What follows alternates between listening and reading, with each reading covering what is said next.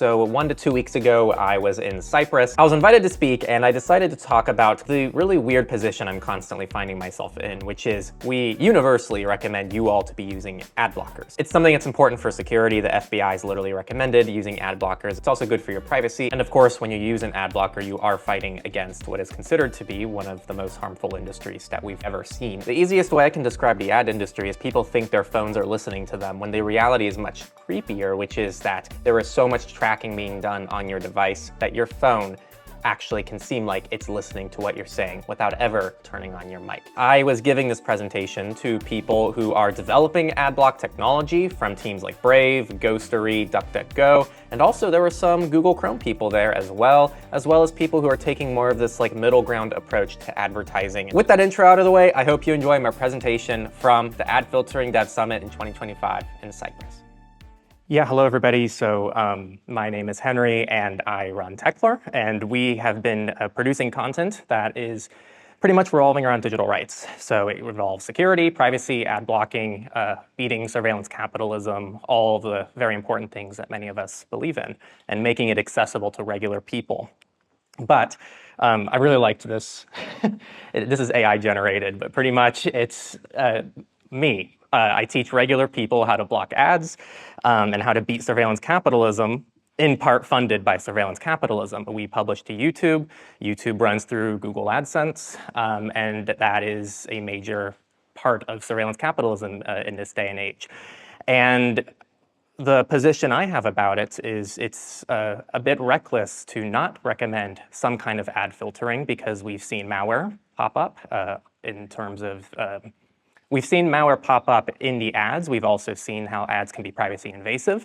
And so for our community and our audience, it's important to recommend them ad blockers. But this also kind of chops off my own branch of the tree, because we also rely on some ad revenue for what we do. So here's some stats from us, and I'm going to share a lot of our stats, actually, which I don't normally do, not because we have to hide them, just because it doesn't normally come up, but this is a perfect conference for that. We got about 1 million views between June and July of 2025. These are YouTube stats, and only 275,000 of those views were actually monetized views, which is a 72.5% revenue gap, which is pretty substantial when you think about it. That means, on average, about only 1 out of 4 views. And this is on our channel. I don't know how much this applies to other YouTube channels out there, but I'm sure with ad blockers, that means a lot of views kind of just go unmonetized. And I think I want to talk about the creator economy, because I actually don't watch very much YouTube. It's a bit ironic, but I don't really have a lot of creators that I follow. I don't really understand the whole vlogging thing, and I really struggle to sometimes create content when I go to events like this, which is why I like to talk about the interesting things that you guys are doing more than just what I'm doing. But I still think it's important, because a lot of creators nowadays, they talk about things that are important. They do some investigative journalism. A lot of creators do produce valid art. There's educational content out there, and these are independent voices. I think that journalists are doing a lot of good work, and I feel like some creators are also doing their own work as well. So this is an industry that needs to have some kind of revenue model, because I do think that in some ways there is a net loss if that industry disappears. And privacy does get punished. A lot of the people who watch our content, they are using VPNs. And nowadays, depending on where you are, you can't even watch YouTube without logging into a Google account if you have a VPN on. If they use third-party clients that are open source and are local on their desktop, if they use NewPipe on Android, they might stumble on issues, and a lot of what they do won't even be monetized. They're able to be monetized even if they wanted to opt in to a system. A lot of people use ad blockers, which I'm sure you're all very familiar with. And the result is that privacy tools actually kind of punish revenue. And this seems a bit backwards. And people have to start making this choice of, if they want to actually engage with content that they enjoy, but do it in a way that respects them, they're kind of limited on options. And this is a pretty big problem. And I don't think that it's necessarily a bad thing based on where things are, because I think there's some legitimacy to this. I think that the way that ads are set up right now depends on the exploitation of users, and they don't have much of an alternative, and so this is the best that we can do. Kind of the problem, though, with this as well for creators is that there's perverse incentives. So as creators, When platforms optimize for engagement, then things are prioritized more for clickbait, and then the creator has to choose as well between compromising on integrity or performance, because there's a lot more pressure to also get more of that ad revenue. So here's some numbers on our end from the last 10 years. I think it actually got a bit cut off here. Yeah, the bottom got cut off, but pretty much the bottom right is sponsors.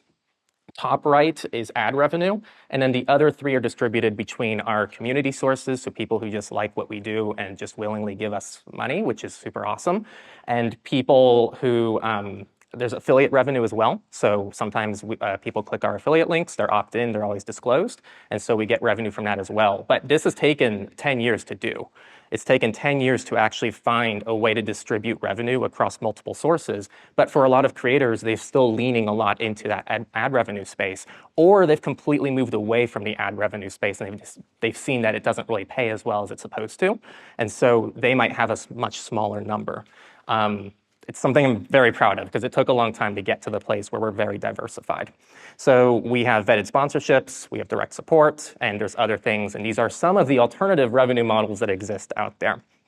And I want this to be more of a philosophical discussion because I don't really have many answers. And I'm just kind of putting questions out there for things that are kind of going under discussed in my view. Because right now we teach people about ad blockers, the adoption increases, and everyone here probably wants their ad blocker to be used by more and more people. You guys also have your own revenue models. But then that will also shrink the revenue of the creator economy. And then we have this gap. So what's going to replace ads? We're seeing some things come up. We have Brave Rewards. I think Brave Rewards is a really cool concept. And we have previously opted into it. We're going to re-opt into it. It was not a strong reason we stopped using it. We just didn't see as much traction on it back then, but we're going to try it again. A lot of people are moving to things like Substack, which is paywalling content.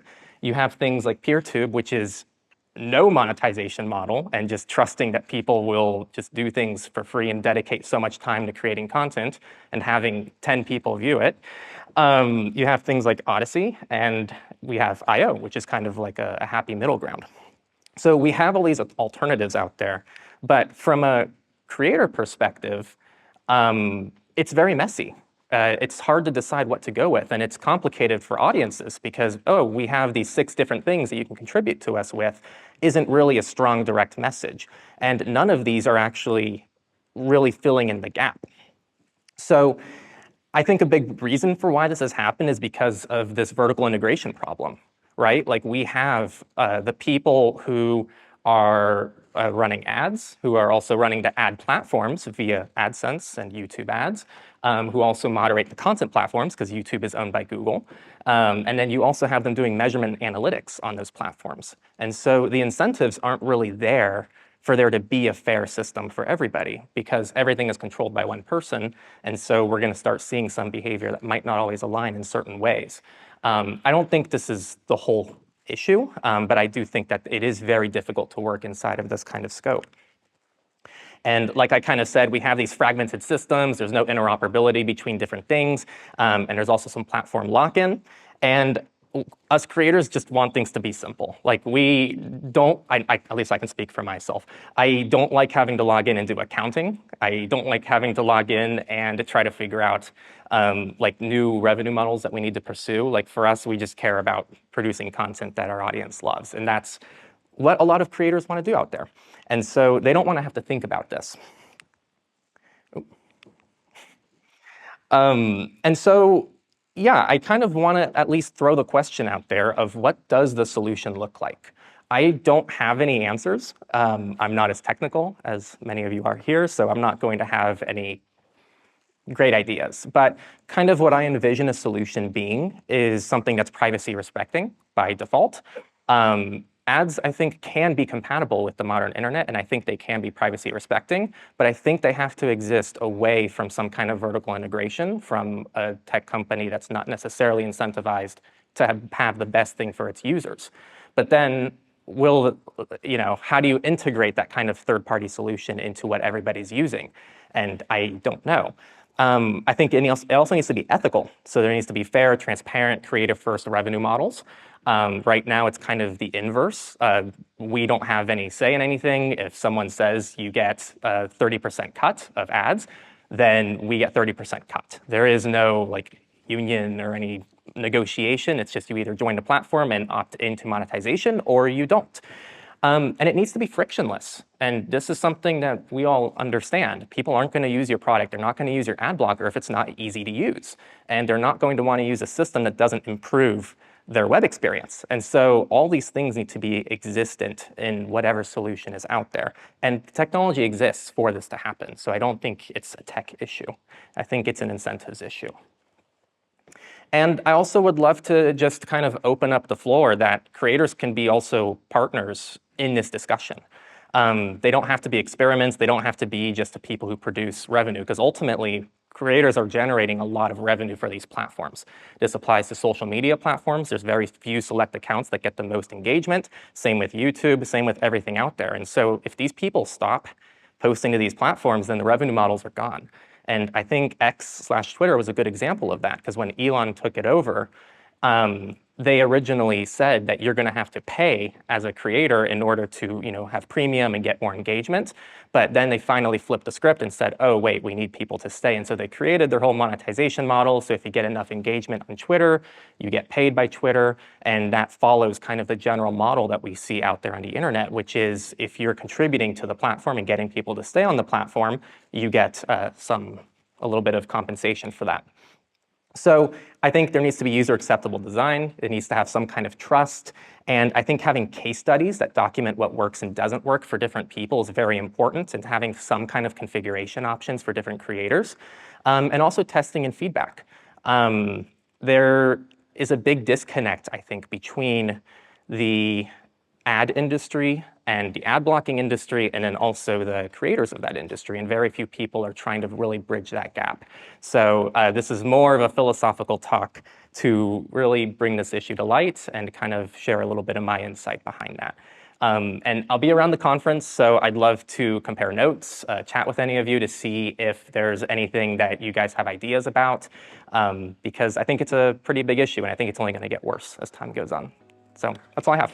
So there you have it. I hope I explained the irony of the position that we're in, making YouTube videos and getting money from ads, but also encouraging you all to use ad blockers. It's a weird place to be in, but we've been able to figure it out overall decently okay, but it doesn't really deal with this potential gap that a lot of creators might be seeing. What's the solution? I don't know. What I envision is something like Brave Rewards, but not tied to having to use a specific browser, which also now has the vertical integration problem. I envision something that's maybe some kind of extension that anyone can install in any browser, and that is kind of a way that someone can opt into using some kind of ad system where they are also rewarded, kind of like Brave Rewards, and then they can even tip that to other creators that they enjoy, and they can easily whitelist certain people they enjoy. If you're a regular person, by far the best thing you can do is just support one or two of your favorite creators, even every few months. It doesn't have to be on a monthly basis. We have this awesome luxury of having so many supporters at Techlore, and you Techlorians are incredible and make it so that we can do all of this. That's an awesome privilege that we have, and I don't take it for granted. And while you're all awesome, the reality is it's less than 1% of our total viewership. What that means is that you actually make a huge impact if you just donate $2 to like your favorite creator every 2 or 3 months. I'm okay if Techlore is not your favorite creator, that's fine, but find your favorite creator, contribute to them every few months, even a couple dollars, and you might be thinking that sounds like a joke, but actually when you're working with the amount of numbers that creators are working with, that actually isn't a joke, and if they looked at their specs and their numbers, they would probably see that that's still a dramatic increase in their revenue when they put all the people together. Hopefully you learned something, or a thing or two about what finances look like behind the scenes for creators, and kind of the amount of work it takes to break free from the ad industry and have the luxury to say use an ad blocker. And yeah, support your favorite creators out there. Seriously, it means the world to them, and that is one of the best things you can do if you enjoy someone's content. Thank you all for watching, and I'll see you next time on Techlore, and I hope to see this kind of space evolve as time goes on. So I hope that we're part of the positive fight in that. See you guys soon.